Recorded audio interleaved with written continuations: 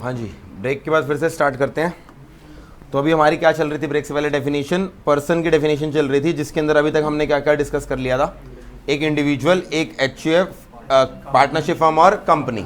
Partnership firm और HUF को हमने डीमिंग फिक्शन के थ्रू ऐड किया था। कंपनी बाय डिफॉल्ट एडेड थी क्योंकि company is artificial person created by law. अब इसके अंदर कुछ और बातें कर लेते हैं। पहली बात इंडिविजुअल की बात करते हैं। सोल प्रोप्राइटरशिप नाम सुना है आपने? 11th क्लास में पहली फॉर्म ऑफ बिजनेस जो पढ़ी थी वो क्या पढ़ी थी? सोल प्रोप्राइटरशिप पे पढ़ी थी। सोल प्रोप्राइटरशिप क्या अपने आप में एक पर्सन है या नहीं है? सोल प्रोप्राइटरशिप भी क्या एक अलग से पर्सन है या नहीं है? यानी कि आज मैं अपनी पर्सनल कैपेसिटी में लेट से काम कर रहा हूं। जैसे कि मान लो एक पर्सन, बिट्टू नाम का एक पर्सन है, टिक्की बनाता है, उसने बनाया था बिट्टू टिक्की वाला। बिट्टू टिक्की वाला एक पर्सन, बिट्टू की सोल प्रोप्राइटरशिप है। तो मुझे बताओ, बिट्टू और बिट्टू टिक्की वाला अलग अलग है या सेम है? सोल प्रोप्राइटरशिप को अलग स्टेटस नहीं दिया गया, फर्म को अलग स्टेटस दिया गया है, एचयूएफ को दिया गया है। Sole proprietorship is not a separate person. तो बिट्टू टिक्की वाला से जो पीजीबीपी इनकम आएगी वो किसकी इनकम में जुड़ेगी? बिट्टू की इनकम में जुड़ेगी। ऐसा हो सकता है एक पर्सन के 4 बिजनेस चल रहे हो, 4 अलग अलग सोल प्रोप्राइटरशिप चल रही हो। यस, हो सकता है मैं एट द सेम टाइम अपनी personal sole proprietorship CA firm भी चला रहा हूं, साथ साथ लेट से मैं अपना सिंगल हैंडेडली कोचिंग भी चला रहा हूं, साथ साथ मैं 2-3 और चीजें भी कर रहा हूं सोल प्रोप्राइटरशिप की तरह। तो चारों बिजनेस जो मेरे चल रहे हैं सोल प्रोप्राइटरशिप, वो अलग अलग बिजनेस नहीं है, वो किस किस में जुड़ेंगे? इंडिविजुअल के पैन में जुड़ेंगे। तो एक चीज ये ध्यान रखनी थी। अच्छा, बिट्टू टिक्की वाला धीरे धीरे बड़ा बना और उसने क्या किया? बीटीडब्ल्यू प्राइवेट लिमिटेड बना ली। बीटीडब्ल्यू की चेन सुनी होगी ना तक आपने दिल्ली में, बीटीडब्ल्यू की। वो बीटीडब्ल्यू क्या है? बिट्टू टिक्की वाला ही है वो। अगर आप तुम, हाँ सच्ची कह रहा हूँ, झूठ नहीं बोल रहा, बीटीडब्ल्यू के बारे में पढ़ोगे तो बीटीडब्ल्यू वाज बिट्टू टिक्की वाला। जब वो धीरे धीरे फेमस होता गया तो वो क्या बन गया? BTW foods. जैसे ही उसने बीटीडब्ल्यू फूड्स प्राइवेट लिमिटेड बनाई, अब वो क्या बन गई? अब कंपनी बन गई। अब कंपनी अलग बन गई और बिट्टू अलग हो गया। अब 2 अलग अलग पैन हो गए। तो इस चीज को ध्यान में रखना। पहली चीज मैंने आपको ये बता दी। अगली चीज मैं यहां पर ये बताना चाहता था, पार्टनरशिप फर्म के केस में अगर मैं बात करूं तो यहां पर पार्टनरशिप फर्म का पीएनएल मैंने जब आपको बना के दिखाया, मान लो पार्टनरशिप फर्म की रेवेन्यू 50 लाख थी, एक्सपेंसेस 20 लाख थे और मैंने बोल दिया प्रॉफिट 30 लाख है। बट आपने पार्टनरशिप अकाउंट्स के अंदर 1-2 चीजें और भी पढ़ी थी जो हम पार्टनर्स को देते हैं। क्या देते हैं पार्टनर्स को? क्या देते हैं? To salary to partners. तो लेट अस अज्यूम मैंने बोल दिया सैलरी टू पार्टनर्स हमने बांट दी 5 लाख रुपए। 5 लाख की सैलरी टू पार्टनर्स होगी। अब आगे इसके अलावा और क्या देते हो पार्टनर को? टू कमीशन भी होगी। चलो सैलरी के अंदर सैलरी, कमीशन, रेम्यूनरेशन सब एक ही साथ इंक्लूड कर लो। साथ में क्या देते हो? Interest. To interest to partners, interest on capital.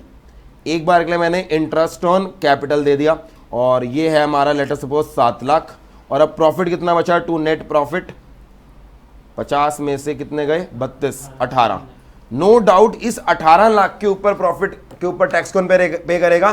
Partnership firm पे करेगी। बट मेरा सवाल ये है, अभी आपने पीजीबीपी चैप्टर पढ़ना है, बट आप लॉजिकली सोच के बताओ, जब फर्म की पीजीबीपी इनकम कंप्यूट कर रहे होंगे तो फर्म की पीजीबीपी इनकम 18 लाख होएगी या 18 + 12 30 लाख होएगी? आपको ये बताना है, गेस करना है। क्या फर्म को अपनी पीजीबीपी इनकम निकालते समय इंटरेस्ट टू पार्टनर और सैलरी टू पार्टनर ये खर्चों की तरह अलाउ होंगे या नहीं? अकाउंट्स में तो सोचते नहीं थे, अकाउंट्स में टीचर ने बोल दिया कर दिया, दूसरी बुक्स में कोई और ट्रीटमेंट दे रखी है कर दिया।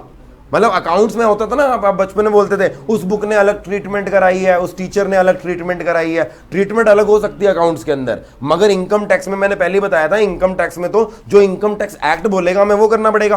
तो अगला सवाल, क्या इनकम टैक्स एक्ट में एक फर्म को इन दोनों को खर्चा अलाउ किया जाएगा? Yes, they have been allowed. क्योंकि उन्होंने क्या बोला? फर्म तुम्हारी इनकम पे हम टैक्स लगाएंगे, बट जब तुम्हारी इनकम कंप्यूट करेंगे, बेशक तुम अपने पार्टनर को सैलरी दे रहे हो, तुम अपने पार्टनर को इंटरेस्ट दे रहे हो, फर्म के लिए क्या बन जाएंगे? खर्चा बन जाएंगे। अच्छा मुझे बताओ, फर्म ने 18 लाख पे प्रॉफिट पे टैक्स पे किया, जब ये 99 लाख बटा तो हमने बोला पार्टनर के हाथ में 10 सबसेक्शन क्लॉज 2A के अंदर एग्जेम्प्ट कर रखा है। सवाल ये है 10(2)(a) सिर्फ और सिर्फ शेयर ऑफ प्रॉफिट को एग्जेम्प्ट करते हैं या पार्टनर द्वारा सैलरी टू पार्टनर और इंटरेस्ट ऑन कैपिटल को भी एग्जेम्प्ट करते हैं? शेयर ऑफ प्रॉफिट को एग्जेम्प्ट करते हैं। यानी जब ये 5 लाख रुपए की सैलरी, लेट से दोनों ने इक्वल ली, 2.5 लाख की सैलरी बटी और 1 मिनट के लिए मान के चल रहा हूं इंटरेस्ट भी दोनों ने इक्वल लिया, जब ये 3.5 लाख का इंटरेस्ट और 2.5 लाख की सैलरी मिलेगी मिस्टर ए को, क्या ये एग्जेम्प्ट होगा? The answer is no. और लॉजिक आपको समझ में आ रहा है? हमने 9 लाख रुपए फर्म के हाथ में क्योंकि टैक्सेबल कर रखे हैं 18 लाख के प्रॉफिट के रूप में, इसीलिए पार्टनर के हाथ में हम क्या कर रहे हैं, एग्जेम्प्ट कर रहे हैं, ताकि सेपरेट लीगल एंटिटी, ऑल्दो ये नहीं है, हमने डीमिंग फिक्शन से क्रिएट करी है, हम उसका नाजायज फायदा ना उठाएं। कंपनी में हम नाजायज फायदा उठाते हैं क्योंकि वहां पे वैसे ही आप कौन हो, सेपरेट पर्सन हो, बट फर्म के केस में हमने कहा क्योंकि 18 लाख फर्म के हाथ में टैक्सेबल हो गई, 9 लाख हमने पार्टनर के हाथ में एग्जेम्प्ट कर दी। बट याद रखना, salary to partner, interest on capital, ये फर्म के लिए खर्चे होते हैं, टू दैट एक्सटेंट फर्म की इनकम कम हो जाती है, इसलिए जब ये पार्टनर के हाथ में जाते हैं, पार्टनर को इसके ऊपर एग्जेम्पशन नहीं।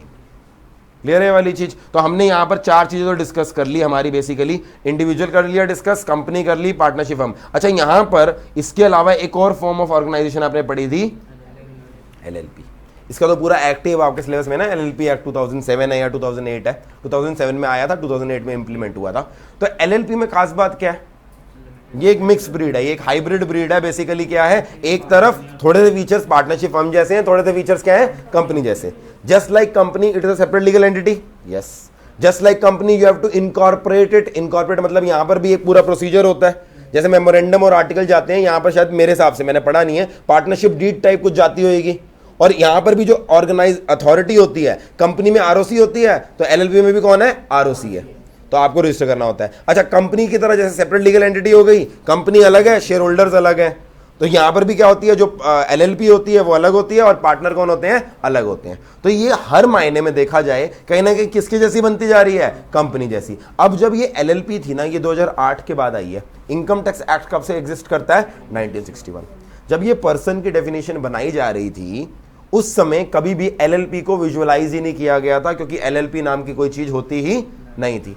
अब ये एलएलपी का जब कॉन्सेप्ट आया, तो इनकम टैक्स बनाने वालों के सामने सबसे बड़ा इशू ये आया, क्या इसको एक अलग पर्सन बना दें, क्या एलएलपी की एक नई एंट्री डाल दी जाए सेक्शन 2 में पर्सन की डेफिनेशन में। अगर ऐसा करते, पूरे एक्ट में जहां जहां पर भी, अब पूरे एक्ट में आप समझ सकते हो, कुछ सेक्शंस ऐसे होंगे जो सारे पर्सन पे लगते हैं, कुछ सेक्शन ऐसे होंगे जो सिर्फ इंडिविजुअल पे लगते हैं, कुछ सेक्शन ऐसे होंगे जहां पे सिर्फ कंपनी और फर्म का जिक्र होगा। अब हर सेक्शन में बैठ के सोचना पड़ता, एक सेक्शन सिर्फ कंपनी और फर्म पे लगता है, लेट अस अज्यूम, तो हम सोचते क्या ये सेक्शन एलएलपी को देना है या नहीं देना, देना है तो उस सेक्शन में अमेंडमेंट करो। यानी सिर्फ एक एलएलपी की वजह से हमें एक्ट में ना जाने कितनी अमेंडमेंट करनी पड़ती। तो इन्होंने एक जुगाड़ किया, इन्होंने 2008 में एक अमेंडमेंट लाई थी। इन्होंने बोला था, for the purpose of income tax act, partnership firm shall include LLP. यानी ऑल दो पार्टनरशिप एक्ट 1932 वाली और एलएलपी 2008 वाली, इसमें बहुत सारे डिफरेंस होते हैं, और वो डिफरेंस आप सारे फाउंडेशन लेवल पे पढ़ के आते हो। मगर इनकम टैक्स में हमेशा याद रखना, LLP is nothing but it is firm. इसलिए मैं वर्ड पार्टनरशिप फर्म यूज नहीं करूंगा, मैं वर्ड यूज करूंगा फर्म। वर्ड 12 हम क्या यूज करेंगे, firm. Firm includes partnership firm registered under 1932 वाला act, and firm also includes limited liability partnership registered under 2008। वो सारे प्रोविजन जाओ जो फर्म के ऊपर हैं, वो बाय डिफॉल्ट किस पे लग जाएंगे, एलएलपी पे लग जाएंगे। जहां पर भी फर्म का जिक्र आएगा, एलएलपी ऑटोमेटिकली इंक्लूड हो जाएगी। अच्छा, एलएलपी के हाथ में जो इनकम है वो टैक्सेबल हो जाएगी जब एलएलपी शेयर ऑफ प्रॉफिट अपने मेंबर्स को देगा। ऑल्दो सेपरेट लीगल एंटिटी है, मगर जब हमने 10(2)A में फर्म को एग्जेम्प्ट किया, क्या ऑटोमेटिकली एलएलपी वाला भी एग्जेम्प्ट हो जाएगा? यस। लॉजिकली आप बोलोगे सर नहीं होना चाहिए, बट हमने यहां पर डीमिंग फिक्शन क्रिएट करके एलएलपी के लिए अलग प्रोविजन नहीं बनाए। इनके सामने सबसे बड़ी दुविधा थी, एलएलपी को कंपनी की डेफिनेशन में डालें, हम क्या करें, कंपनी इंक्लूड्स एलएलपी या फर्म इंक्लूड्स एलएलपी। लॉजिकली इनको कंपनी इंक्लूड्स एलएलपी कर देना चाहिए था। अगर कंपनी इंक्लूड्स एलएलपी करते तो जैसे शेयर होल्डर के हाथ में डिविडेंड एग्जेम्प्ट होता है, वैसे ही एलएलपी के मेंबर्स के हाथ में शेयर ऑफ प्रॉफिट, सॉरी मैंने उल्टा बोल दिया, जैसे कंपनी के केस में शेयर होल्डर्स के हाथ में डिविडेंड टैक्सेबल होता है, वैसे ही एलएलपी के केस में पार्टनर के हाथ में टैक्सेबल हो जाता है। बट इन्होंने क्या किया, फर्म इंक्लूड्स एलएलपी। तो 10(2)A अगर पार्टनरशिप फर्म पे लगता है तो 10(2)A एलएलपी पे भी लगेगा, यस लगेगा। इसको याद रखना है हमने, ठीक है। हमने यहां पे 4 पॉइंट्स तो पढ़ लिए, 4 पॉइंट्स। अच्छा, कंपनी की बात कर लूं, कंपनी भी ना इनकम टैक्स पर्पस के लिए डिवाइडेड है। आगे जाकर हम बात करेंगे कंपनी की।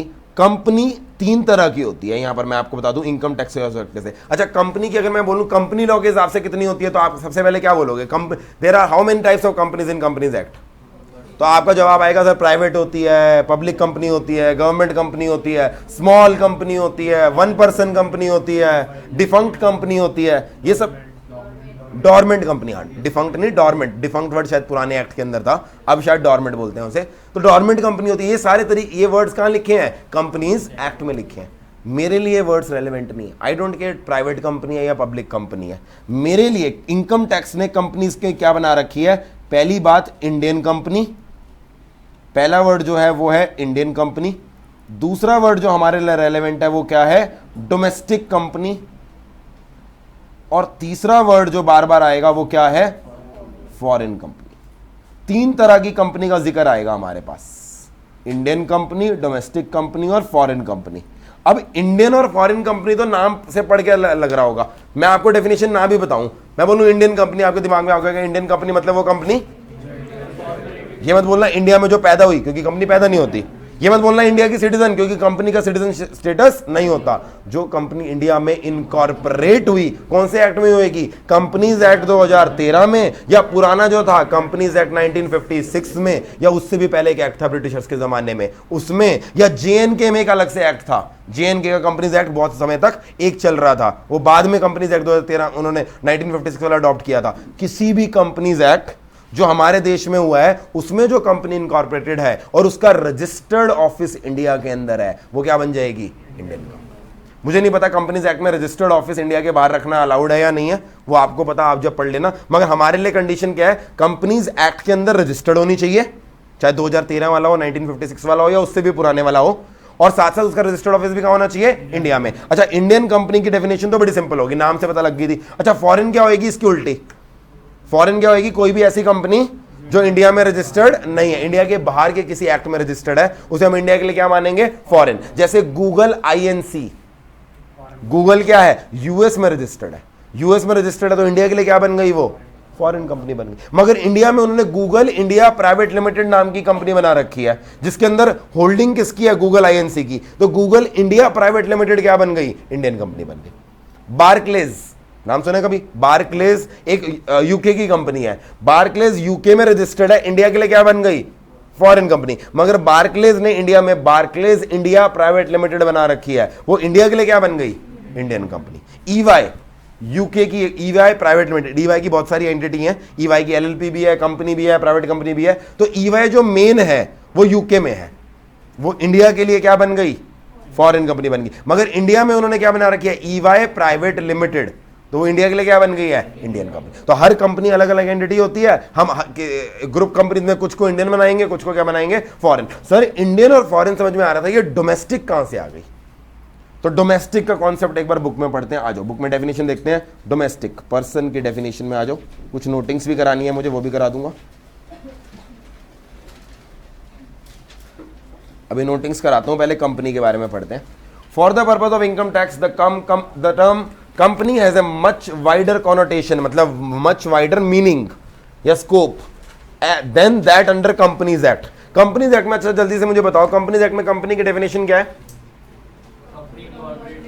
Company means a company incorporated under this act, मतलब वहां पे कोई डेफिनेशन नहीं है। वो जो पढ़ते हो ना, company is separate legal entity having separate perpetual succession common seal, ये डेफिनेशन नहीं है। ओवर ऑफ टाइम जो फीचर्स हैं उससे हमने डेफिनेशन बना रखी है, अदरवाइज तो कंपनीज एक्ट में भी डेफिनेशन नहीं है। कंपनीज एक्ट बोलता है कंपनी वो है जो मेरे अंदर इनकॉर्पोरेटेड है। ठीक है जी, आगे बात करते हैं। Under the act the expression company includes an Indian company and also a body corporate incorporated under the laws of any other company outside India. तो यहां पर हमने कंपनीज को तीन पार्ट्स में डिवाइड किया, इंडियन कंपनी और फॉरेन कंपनी। पहले इंडियन कंपनी देख लो।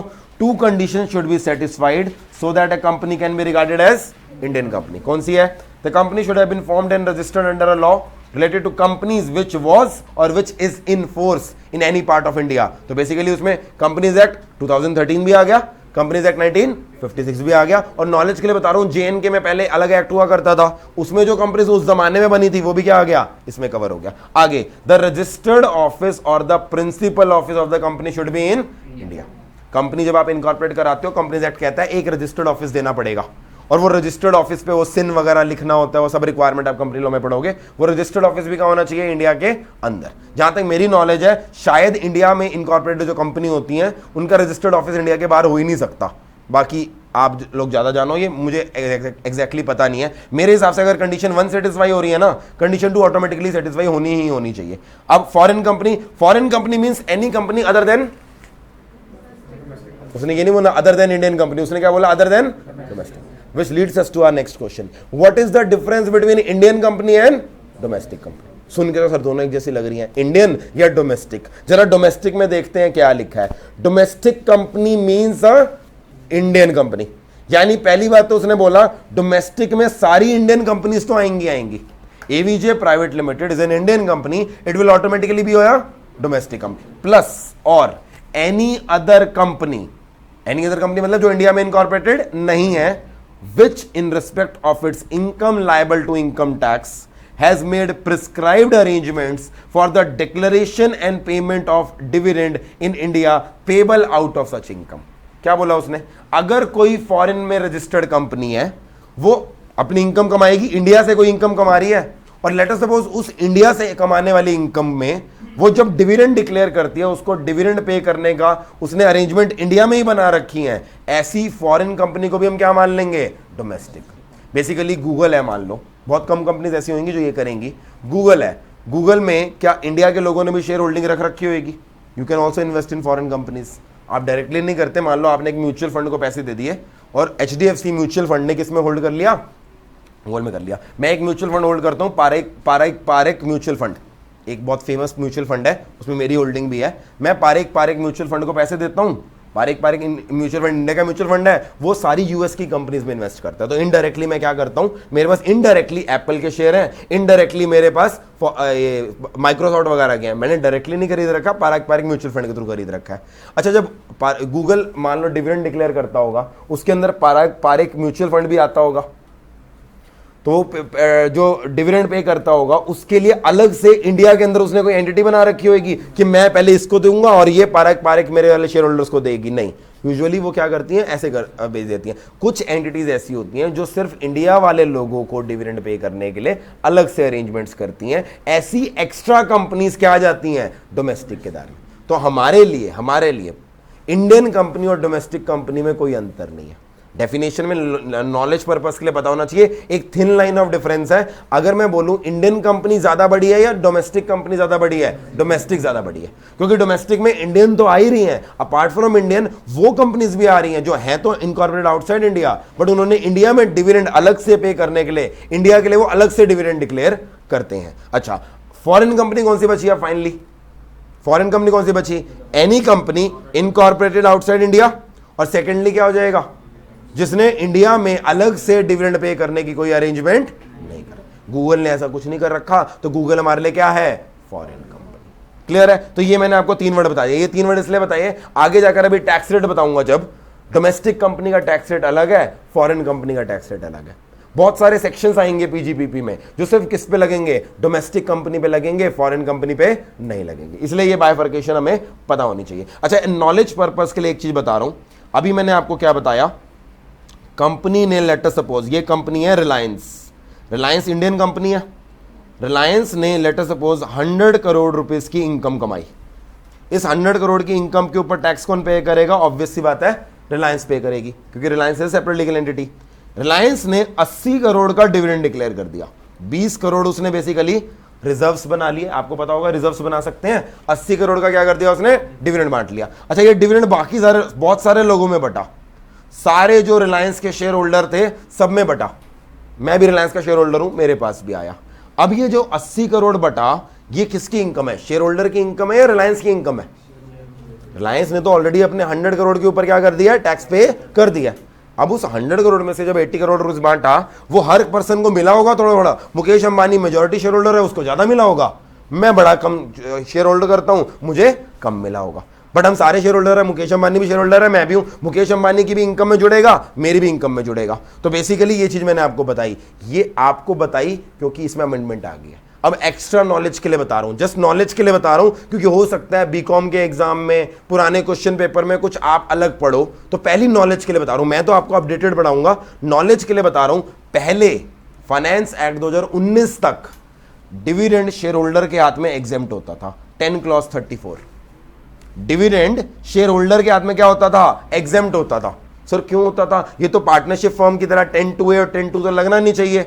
वो पता क्या कहते थे, मैंने कहा था टैक्स का लेवी अलग चीज होती है, कलेक्शन अलग चीज होती है। लेवी मतलब किसी ने इनकम कमाई है, उस इनकम पे इनकम टैक्स अराइज हुआ है और मुझे इनकम टैक्स लेना है। किस रेट पे लेना है, कब लेना है, कैसे लेना है, ये किसका काम है? कलेक्शन। अच्छा, जरूरी है जिस पर्सन पे लेवी हुआ है उसी से ले लूंगा, किसी और को भी मैं बोल सकता हूं? कलेक्शन किसी से भी कर सकता। इनकम शेयर होल्डर की है तो वो क्या कहते थे, रिलायंस तुम्हारे कितने शेयर होल्डर हैं? उसने कहा होंगे जी 10-15 लाख शेयर होल्डर। वो कह रहे हैं इसका मतलब तुम्हारा 80 करोड़ जब बटा है 15 लाख लोगों के पास गया होगा। उसने कहा यानी हमें 15 लाख लोगों के हाथ में देखना पड़ेगा दैट उन्होंने ये ईमानदारी से डिविडेंड दिखाया है या नहीं दिखाया। हो सकता है कोई मुकेश अंबानी तो दिखाएगा, वो तो रेडार में रहता है ना, तो वो तो दिखा देगा। मैंने कहा छोड़ यार, नहीं दिखाते, मेरे को कौन पकड़ने आ रहा है, कौन लक्ष्मी नगर की गलियों में मुझे ढूंढने आएगा, वैसे ही फंस जाएगा, गाड़ी तो जाती नहीं लक्ष्मी नगर में पैदल ही जाना पड़ता है, कौन जाएगा। मैंने कहा छोड़ो परे, कौन पकड़ने आएगा मुझे, मैंने नहीं दिखाया। सोचो 15 लाख शेयर होल्डर में से कितने सारे लोग अगर छुपा जाएं, जो मैंने बोला रेगुलर असेसमेंट वो तो बहुत लिमिटेड लोगों की होती है, तो बहुत सारा डिविडेंड ना अनटैक्स चला जाता था।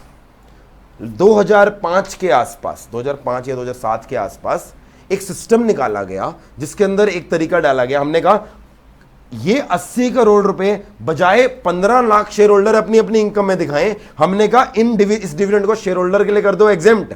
कंपनी को कह दिया तुम्हें एक टैक्स पे करना है, DDT। कभी सुना है ये क्या होता है? Dividend distribution tax. इसके लिए एक सेक्शन बनाया गया, सेक्शन 115O।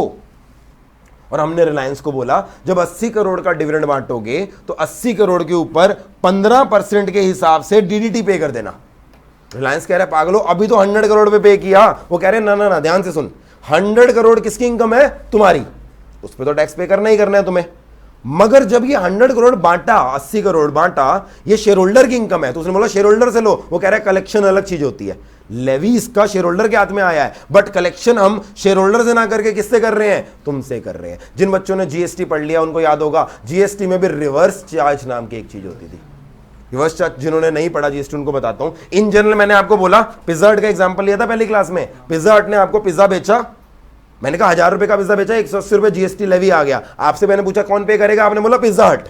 लेगा किससे? आपसे। कुछ केसेस में जीएसटी में क्या करते हैं, हम सप्लायर को लायबल ना करके डायरेक्टली किसको बोल देते हैं? रेसिपेंट को, कि तू ही पे कर दे सरकार को। इसे बोलते हैं रिवर्स चार्ज। वहां पर भी मैंने क्या किया, कलेक्शन सप्लायर की जगह किससे ले ली थी? रेसिडेंट। कलेक्शन किसी से भी कर सकते हैं। सुप्रीम कोर्ट ने बोल रखा है लेवी अगर एक बार आ जाए, कलेक्शन कैसे करनी है वो सरकार अपनी सहूलियत देखती है।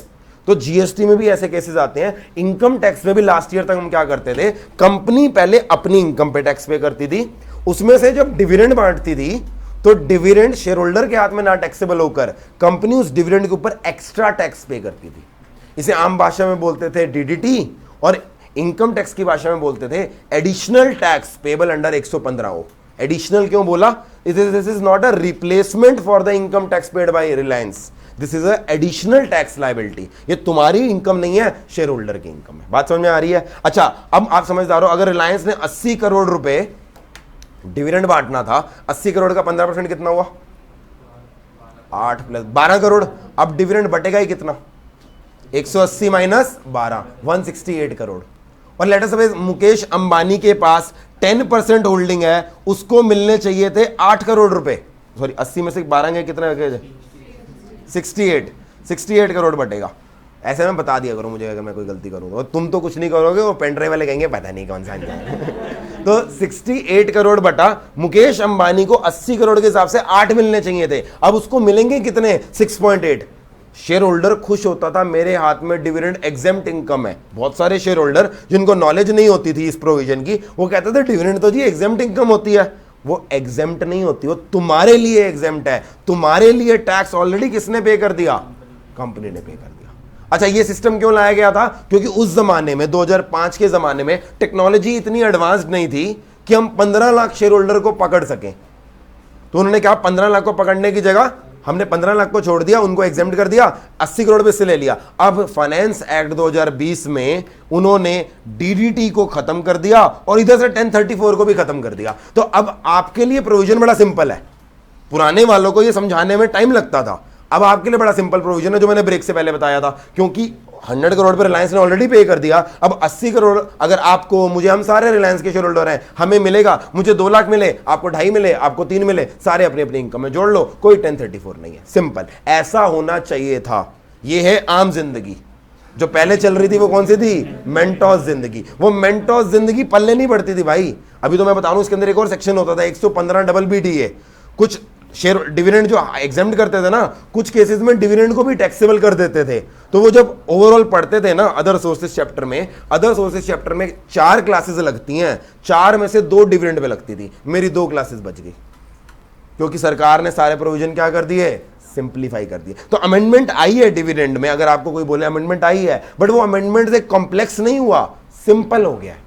मैं आपको पुराना चार्ट दिखाऊंगा जब अदर सोर्सेज, पूरा एक चार्ट सिर्फ डिविडेंड की टैक्सेबिलिटी के बारे में पढ़ाते थे। अब वो चार्ट नहीं बनेगा, वो सिर्फ ऐसा होगा। डिविडेंड की ट्रीटमेंट क्या है? बड़ी सिंपल है। शेयर होल्डर के आदमी जैसे कोई इनकम टैक्सेबल होती है, डिविडेंड भी टैक्सेबल होती है, राइट? तो ये मैंने नॉलेज के लिए बता दिया। कहीं पर गलती से ये वर्ड पढ़ लो DDT 115O 1034 तो घबरा मत जाना, ये सब खत्म हो गया, आपको मैं ये नहीं पढ़ाऊंगा, सिर्फ बता दिया मैंने आपको। अच्छा, पर्सन की डेफिनेशन में आगे बढ़ते हैं। चला यहां से चलते हैं, नोटिंग्स कर लो पहले 1-2। इंडिविजुअल के केस में लिख लो यहां पर sole proprietorship,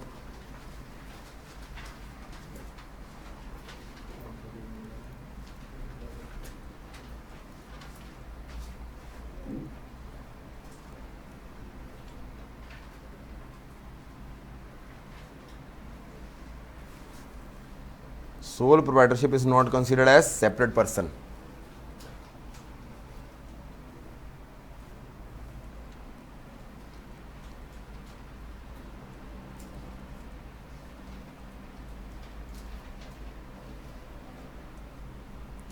Is included in PGBP income of proprietor only.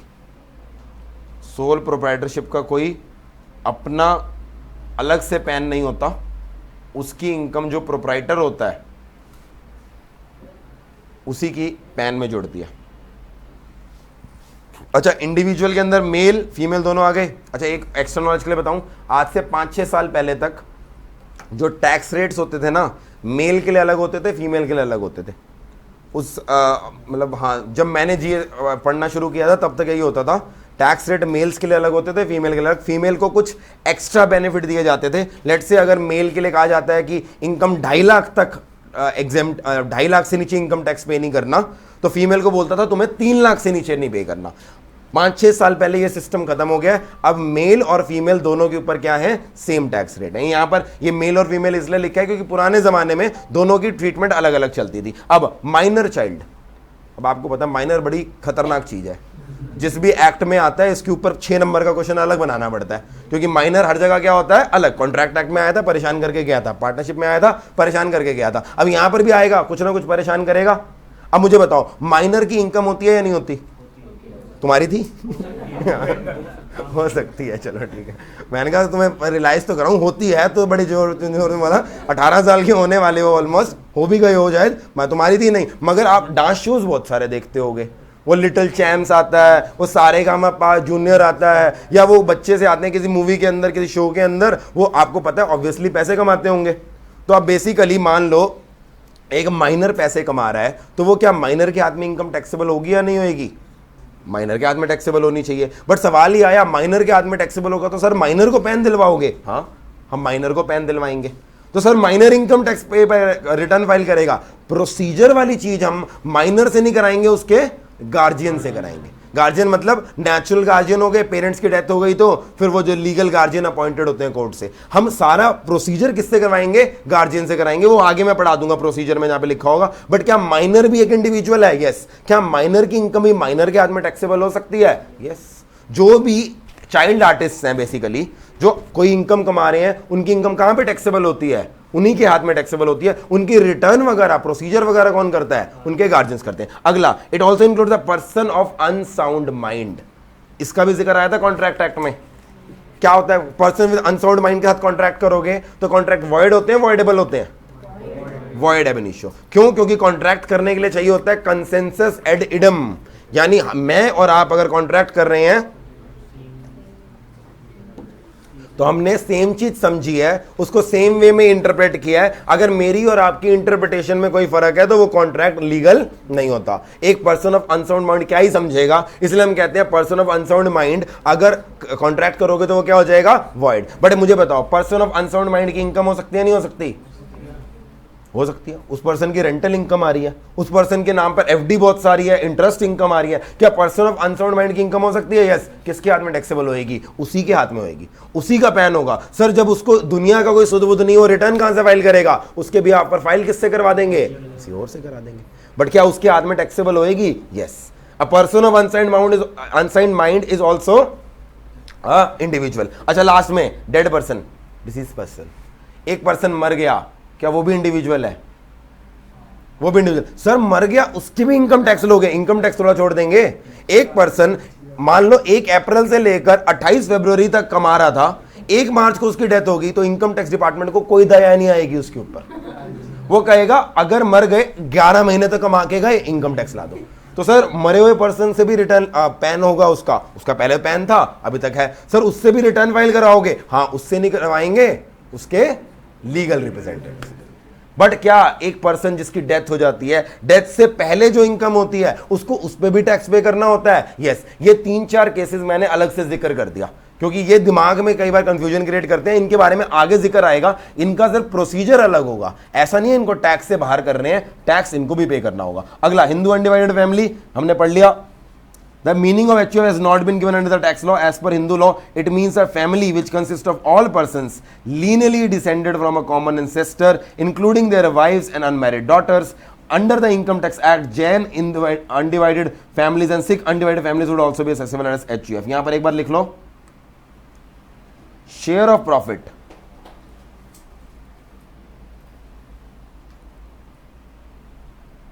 received by a member, share of profit received by a member from HUF is exempt in hands of member.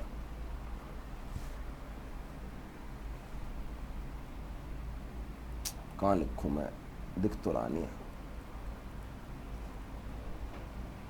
10 clause 2 member के हाथ में से exempt कर दिया। कारण क्योंकि हमने इसको एचयूएफ के हाथ में ऑलरेडी टैक्सेबल कर दिया। एक एक्स्ट्रा नॉलेज बता रहा हूं, एचयूएफ का कॉन्सेप्ट जो है हमारे देश में चला आ रहा है सदियों से, इसलिए चलने दे रहे हैं हम उसे। अदरवाइज एचयूएफ का कॉन्सेप्ट सिर्फ और सिर्फ कहां पर है? इंडिया में है। वर्ल्ड वाइड एचयूएफ का कॉन्सेप्ट नहीं होता। आज की डेट में ना HUF is nothing but A redundant concept. Practically HUF कोई भी रन नहीं कर रहा। हर पर्सन अगर फैमिली बिजनेस भी चल रहे हैं, जैसे हमारे इसमें टाटास चल रहा है, अंबानीज का फैमिली बिजनेस चल रहा है, वो कंपनी फॉर्म में चला रहे हैं क्योंकि कैपिटल वो एक्स्ट्रा रेज करते हैं तो उन्हें कंपनी बनानी पड़ती है। तो फैमिली बिजनेस भी आज की डेट में कंपनी फॉर्म में चल रहे हैं, पार्टनरशिप फॉर्म में चल रहे हैं। एचयूएफ में प्रैक्टिकली कोई बिजनेस नहीं रन कर रहा, फिर भी हमारे देश में देखोगे एचयूएफ बहुत सारी हैं। क्यों होंगी? आप समझदार हो। किसके लिए होंगी? टैक्सेशन पर्पस के लिए। मान लो मेरी इनकम 5 लाख की है, मैं अभी आपको टैक्स रेट पढ़ाऊंगा, नेक्स्ट क्लास से पढ़ाने हैं। 2.5 लाख तक की इनकम पे टैक्स नहीं लगती। अब मैं पता क्या करूंगा, मेरे बिजनेस से अगर 5 लाख की इनकम आ रही है ना, मैं अपने बिजनेस को 2 पार्ट्स में डिवाइड कर दूंगा। संचित ग्रोवर का बिजनेस अलग, संचित ग्रोवर एचयूएफ का बिजनेस अलग। 2.5 लाख का प्रॉफिट यहां आने दूंगा, अकाउंट्स इस तरह से बनाऊंगा 2.5 लाख का प्रॉफिट संचित ग्रोवर के अकाउंट्स में आए और 2.5 लाख का प्रॉफिट संचित ग्रोवर एचयूएफ के नाम पर आए। और दोनों के अंदर में, क्योंकि 2.5 लाख तक दोनों को टैक्स पे नहीं करना होता, इधर भी 0 टैक्स, इधर भी 0 टैक्स। तो आज की रेट में एचयूएफ के केस में सिर्फ क्या हो रही है? टैक्स इवेजन के लिए। टैक्स इवेजन भी नहीं बोलूंगा, टैक्स इवेजन वो होता है जहां पर आप लॉ को कॉन्ट्रावीन कर रहे हो। मैं लीगली क्या कर रहा हूं? टैक्स प्लान कर रहा हूं। यहां पर टैक्स प्लानिंग का क्या तरीका? जब आप आर्टिकलशिप में जाओगे, किसी सीए के ऑफिस में जाओगे, एक ही क्लाइंट की फैमिली की बहुत सारी फाइल्स होंगी। क्यों फाइल्स होंगी? हर पर्सन के लिए चार्टर्ड अकाउंटेंट सबसे पहले क्या करता है? वो कहता है आप जो कमा रहे हो ना, आप अकेले कमाते रहो, प्रैक्टिकली आप कमा रहे हो, मगर मैं आपके अकाउंट्स इस तरह से बनाऊंगा, आप कमा रहे हो, आपका एचयूएफ कमा रहा है। आपके घर में जो भी नॉन अर्निंग मेंबर्स है मान लो, उनकी भी मैं क्या दिखा दूंगा? बिजनेस दिखा दूंगा। तो अगर आप इनकम टैक्स के डेटा के हिसाब से जाओगे, हमारे देश में बहुत सारी एचयूएफ है। इनकम टैक्स के डेटा के हिसाब से जाओगे, हमारे देश में सारी एम्प्लॉयड है, सारी कोई ना कोई बिजनेस चला रहे हैं। क्यों? असली में वो बिजनेस नहीं कर रहे होते, मगर ये चार्टर्ड अकाउंटेंट क्या करते हैं? घर के नॉन अर्निंग मेंबर हैं, उनकी भी क्या दिखा देते हैं? इनकम दिखा देते, कहते हैं बिजनेस रन कर रहे हैं। कम से कम जितनी भी हमारे जिस इनकम तक टैक्स नहीं लगता, जो थ्रेशोल्ड है, वहां तक तो बेनिफिट उठाएं हम। बात समझ आ रही है? चलिए, तो एचयूएफ ना, अभी एक पीछे सरकार ने रिकमेंडेशन मांगी थी, एक कमेटी बनाई थी, टैक्स रिफॉर्म्स कमेटी बनाई थी। One of the suggestion of that committee is HUF के कॉन्सेप्ट को खत्म कर दो। One of the suggestion of that committee is HUF के कॉन्सेप्ट को खत्म कर दो। एंड इट इज पॉसिबल, जब तक आप सीए बनो, प्रैक्टिस में आओ या जॉब में आओ, एचयूएफ का कॉन्सेप्ट क्या हो जाए, खत्म हो जाए। क्योंकि प्रैक्टिकली आज की डेट में एचयूएफ एग्जिस्ट नहीं करती। एचयूएफ सिर्फ टैक्सेशन पर्पस के लिए यूज की जाती है। कैसे यूज की जाती है मैंने बता दिया, उसकी सेपरेट लीगल एंटिटी होती है। कंपनी हमने डिस्कस कर लिया, कंपनी के बाद फर्म, यहां पर भी एक बार डिस्कस कर लो। फर्म में से पार्टनरशिप वगैरह समझा रखा है। फर्म ऑल्सो इंक्लूड्स एलएलपी, यहां पर एक पॉइंट लिख लो,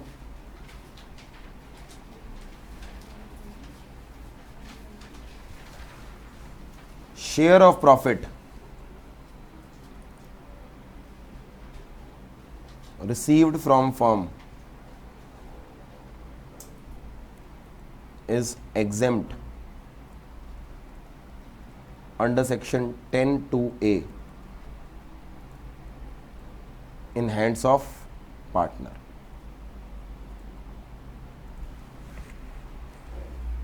But interest on capital and salary are taxable in hands of partner.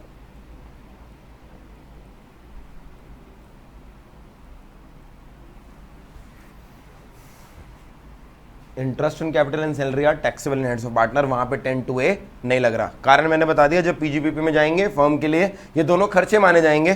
Firm की टू दैट एक्सटेंट इनकम कम हो गई, इसलिए हमने पार्टनर को एग्जेम्पशन नहीं दी, पार्टनर के हाथ में टैक्स लगने दिया। अच्छा, अब आप बोलोगे सर जैसे एचयूएफ टैक्स प्लानिंग के लिए यूज हो रहा है, पार्टनरशिप फर्म भी तो टैक्स प्लानिंग के लिए यूज हो सकती है।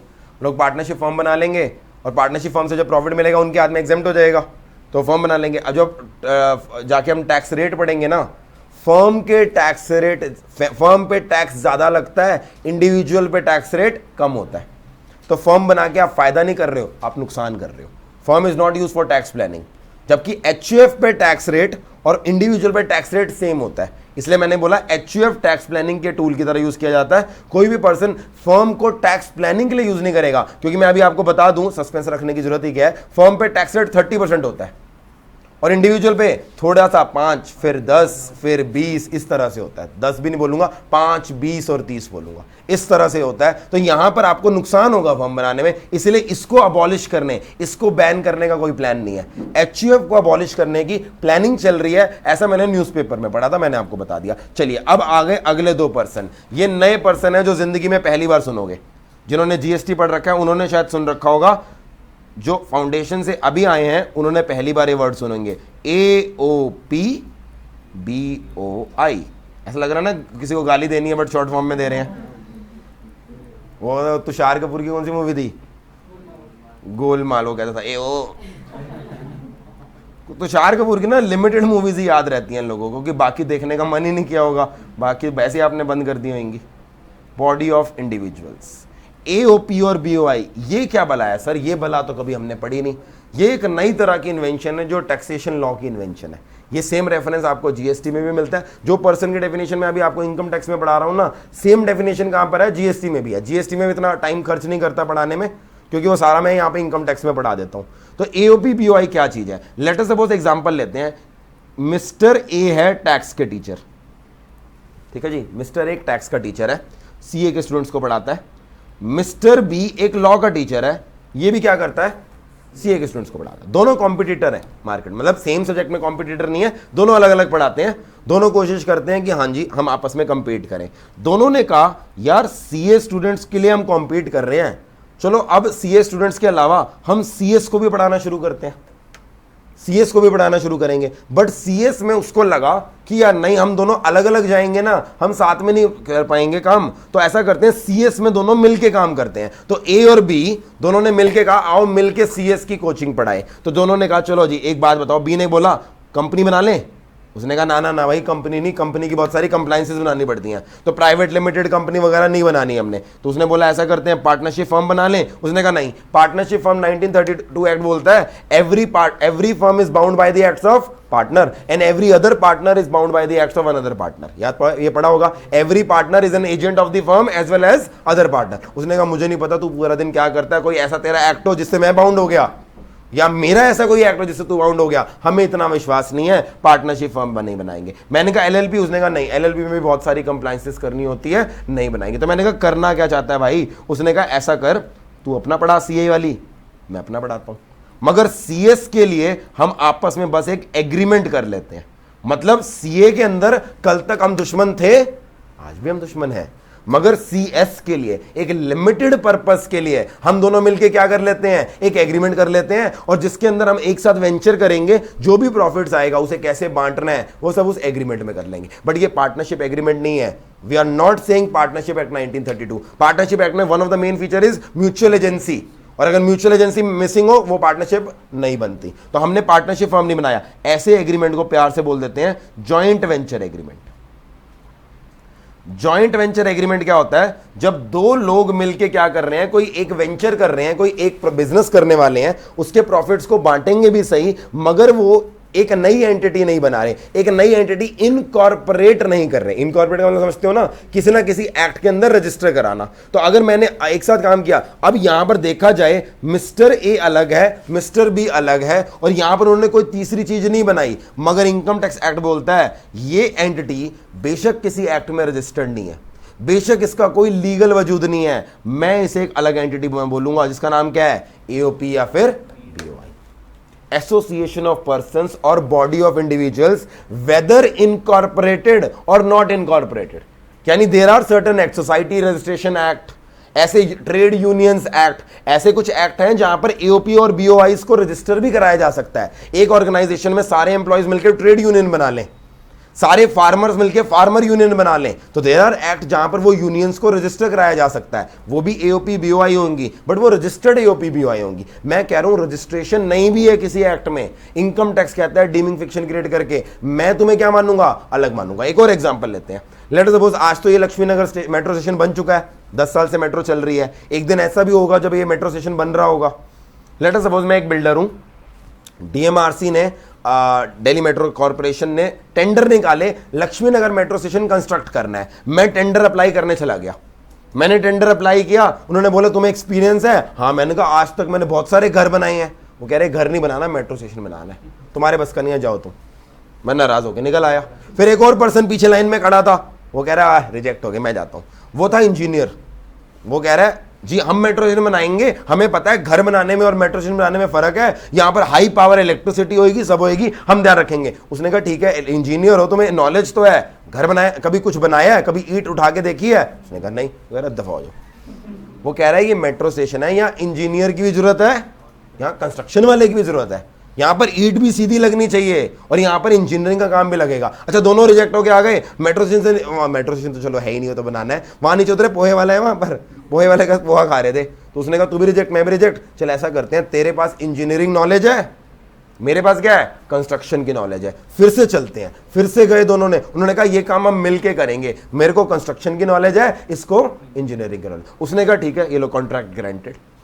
अब हमने कॉन्ट्रैक्ट ले लिया दोनों ने मिलके, ना तो इस, अब मैंने कहा तू अपना बिजनेस अलग कर, इंजीनियर अपना बिजनेस अलग करेगा, इस वेंचर के लिए हम क्या कर लेते हैं, एक एग्रीमेंट कर लेते हैं। तो ये क्या बन गया, एओपी और बीओआई। इसको किसी एक्ट में रजिस्टर कराएं या ना कराएं, इनकम टैक्स के लिए क्या बनेगा, ये एक सेपरेट लीगल एंटिटी। और अब इससे आने वाली इनकम किसके हाथ में टैक्सेबल होगी, एओपी और बीओआई। और जब ये बट जाएगी मेंबर्स के हाथ में, क्या ये टैक्सेबल होगी या एग्जेम्प्ट होगी, एग्जेम्प्ट, क्योंकि हम डीमिंग फिक्शन से एक अलग एंटिटी क्रिएट कर रहे हैं। और जब डीमिंग फिक्शन से क्रिएट की जाती है, उसके हाथ में टैक्सेबल होती है, और शेयर होल्डर के हाथ में और मेंबर के हाथ में क्या हो जाती है, एग्जेम्प्ट।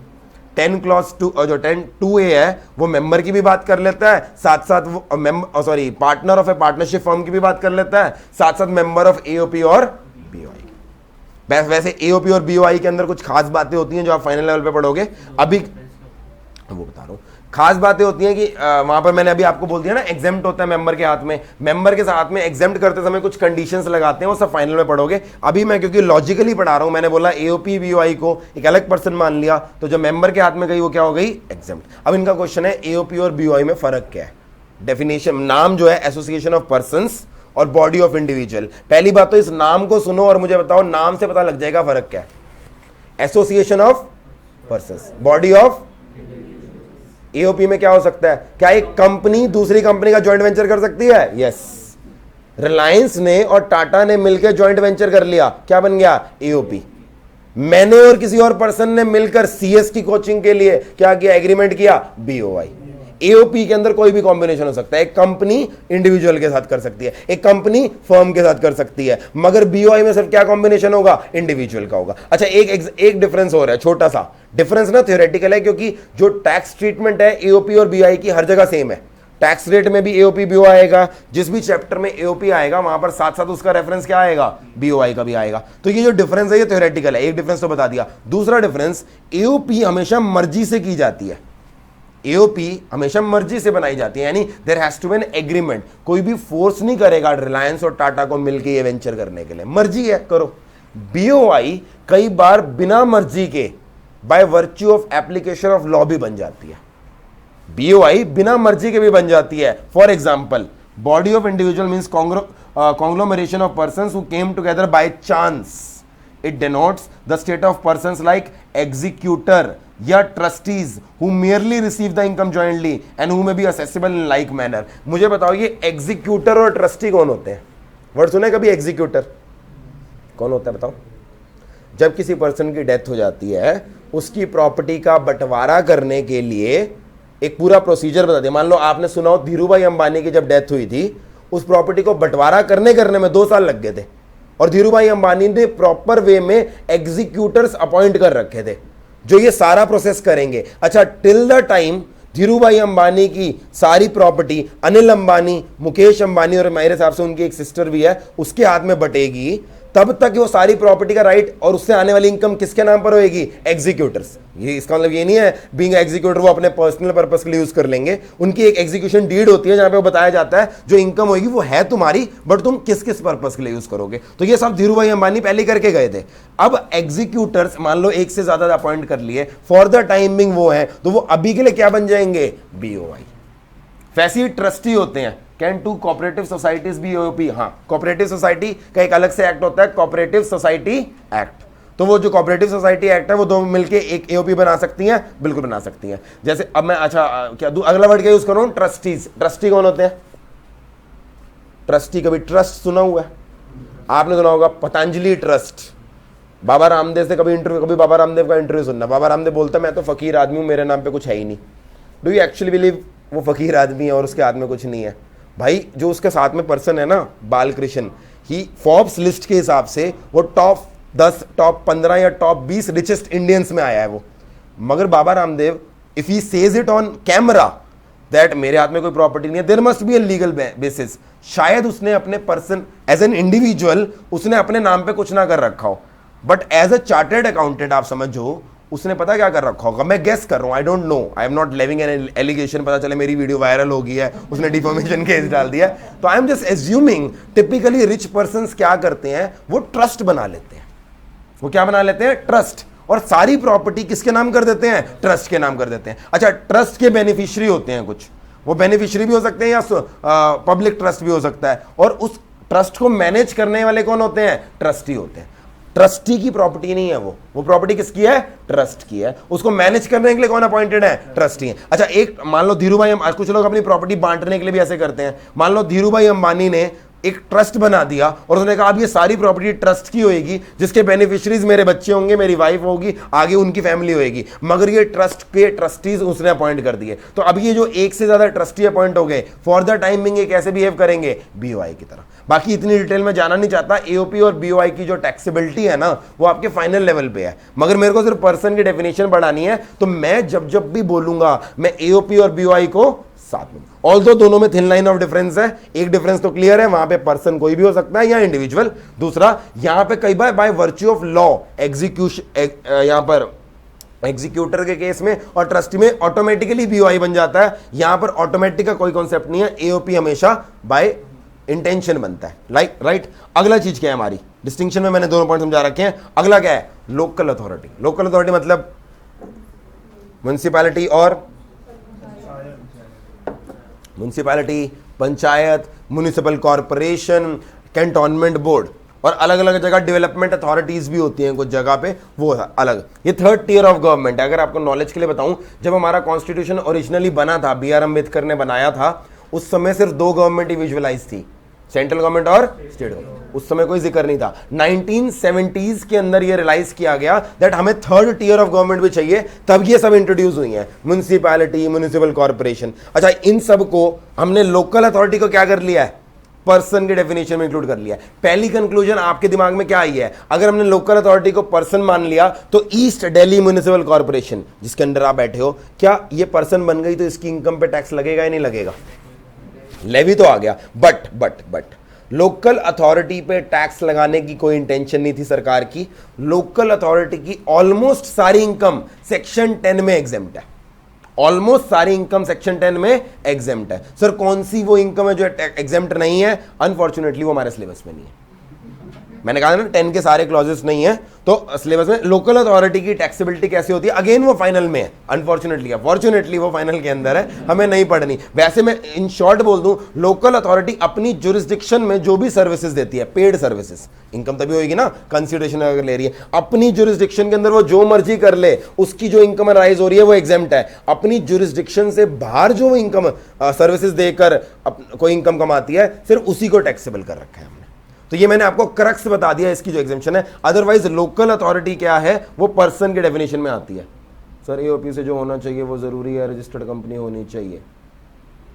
किसी ने क्वेश्चन पूछा है एओपी में जो पर्सन्स होते हैं, एओपी में मान लो 2 कंपनी है, तो क्या जरूरी है वो रजिस्टर्ड होनी चाहिए, यानी क्या एक एओपी की मेंबर भी दूसरी एओपी हो सकती है या नहीं हो सकती, हो सकती है। एक एओपी दूसरी एओपी की मेंबर भी हो सकती है। मैं एक एओपी हूं, मैं किसी एक और एओपी का मेंबर हो सकता हूं, यस। तो जरूरी नहीं है दूसरा पर्सन रजिस्टर्ड हो।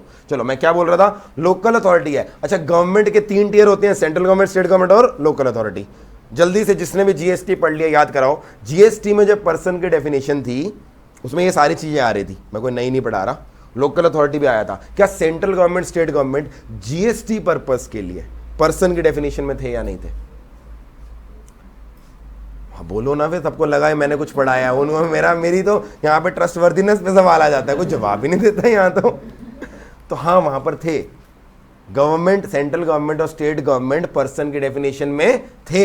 इसका मतलब technically speaking central government, state government पे क्या जीएसटी का लेवी आ गया था? यस। वो अलग बात है, बाद में हमने उनको एग्जेम्प्ट करते गए थे, एग्जेम्प्ट करते गए थे। मगर हमने इनकम टैक्स में क्या किया, हमने सेंट्रल गवर्नमेंट और स्टेट गवर्नमेंट को पर्सन की डेफिनेशन में डाला। तो क्या कभी भी सेंट्रल गवर्नमेंट और स्टेट गवर्नमेंट की इनकम पे इनकम टैक्स का सवाल भी आ सकता है? नहीं। क्या सेक्शन 10 के अंदर हमने कहीं पे सेंट्रल गवर्नमेंट और स्टेट गवर्नमेंट की इनकम एग्जेम्प्ट करी होगी? नहीं। क्यों? जरूरत ही नहीं है, क्योंकि लेवी ही नहीं आए। बट जीएसटी में जब आप एग्जेम्पशंस पढ़ोगे ना, वहां पर एक अलग से सेट ऑफ एग्जेम्पशन है, 15-20 एग्जेम्पशन, जो सिर्फ किसके लिए है? गवर्नमेंट के लिए। क्यों? वहां पर गवर्नमेंट और स्टेट गवर्नमेंट और सेंट्रल गवर्नमेंट क्या है? पर्सन है। यहां पर्सन ही नहीं है। तो यहां पे इंपॉर्टेंट पॉइंट लिख लो, लोकल पेज के ऊपर ही लिख लो स्टार लगा के। Under income tax